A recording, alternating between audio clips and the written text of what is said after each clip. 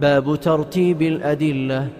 وقدموا من الأدلة الجلي على الخفي باعتبار العمل، وقدموا منها مفيد العلم على مفيد الظن أي للحكم، إلا مع الخصوص والعموم فليؤت بالتخصيص لا التقديم.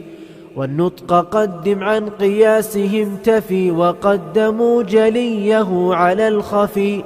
وإن يكن في النطق من كتاب أو سنة تغيير الاستصحاب، فالنطق حجة إذن، وإلا فكن بالاستصحاب مستدلا.